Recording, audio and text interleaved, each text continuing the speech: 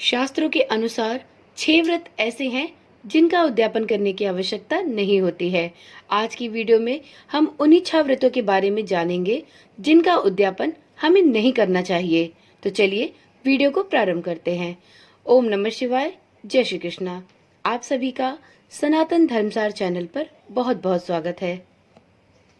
मित्रों, शास्त्रों के अनुसार किसी भी व्रत के बाद उद्यापन का विशेष महत्व होता है, या यूं कहें कि आरंभ से ज्यादा उद्यापन का महत्व होता है। यदि आप कोई भी व्रत करते हैं और उसके बाद उस व्रत का उद्यापन नहीं करते तो इससे व्रत का फल नहीं प्राप्त होता। इसलिए किसी भी व्रत के बाद उद्यापन करना विशेष रूप से महत्वपूर्ण माना जाता है। बता दें कि व्रत का समय पूरा होने के बाद जो अंतिम पूजा या अंतिम व्रत होता है उसे ही उद्यापन कहा जाता है। लेकिन शास्त्रों में कुछ ऐसे व्रत भी बताए गए हैं जिनका उद्यापन करने की कोई आवश्यकता नहीं होती। तो चलिए जानते हैं वो कौन से महत्वपूर्ण 6 व्रत हैं जिनका उद्यापन नहीं किया जाता। शास्त्रों में बताया गया है कि आप चाहे एकादशी, पूर्णिमा, सोमवार, मंगलवार, बृहस्पतिवार, वैभव लक्ष्मी आदि कोई भी व्रत करें तो उसका उद्यापन जरूर करें, क्योंकि बिना उद्यापन के ये सभी व्रत निष्फल माने जाते हैं, यानी आपको आपके व्रत का फल नहीं प्राप्त होता।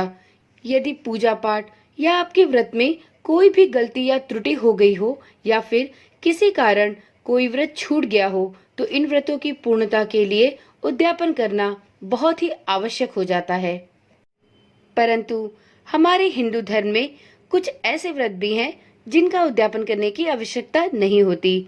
हमारे धार्मिक शास्त्रों में कुछ ऐसे व्रतों का वर्णन भी मिलता है जिन व्रतों के लिए उद्यापन की आवश्यकता नहीं होती, क्योंकि यह व्रत हमारे त्योहार से जुड़े हुए हैं। इसलिए इन व्रतों को प्रत्येक वर्ष उद्यापन की आवश्यकता नहीं होती। तो चलिए जानते हैं ये व्रत कौन से हैं। पहला व्रत है करवा चौथ।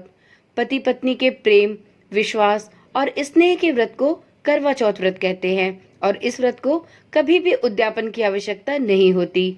दूसरा है नवरात्रि का व्रत। जी हाँ, नवरात्रि का व्रत भी ऐसा है जिसको कि उद्यापन की आवश्यकता नहीं होती। अगला व्रत है महाशिवरात्रि। महाशिवरात्रि शिव जी का एक विशेष पर्व है और इस पर्व पे भी उद्यापन की आवश्यकता नहीं होती। और इस महापर्व का जो भी जातक व्रत रखते हैं उन्हें महाशिवरात्रि के व्रत की उद्यापन करने की कोई भी आवश्यकता नहीं होती। इसी प्रकार से अगला व्रत है रामनवमी। रामनवमी पे प्रभु श्री राम का जन्म हुआ था। रामनवमी राम जयंती के उपलक्ष्य में मनाई जाती है और इस व्रत को करने वाले साधकों को भी उद्यापन करने की आवश्यकता नहीं होती। अगला व्रत है दुर्गाष्टमी। दुर्गाष्टमी पर माता दुर्गा के 9 रूपों की पूजा आराधना की जाती है और माता दुर्गा की कृपा पाने के लिए दुर्गाष्टमी का व्रत रखा जाता है और इस व्रत के लिए भी उद्यापन की कोई भी आवश्यकता नहीं है।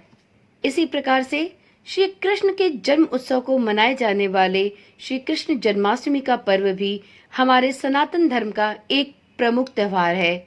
यह पर्व भी सनातन धर्म में बहुत ही हर्षोल्लास से मनाया जाता है। इस दिन नटखट नंद गोपाल श्री कृष्ण का जन्म हुआ था और यह त्योहार बहुत ही धूमधाम से हिंदू धर्म में मनाया जाता है।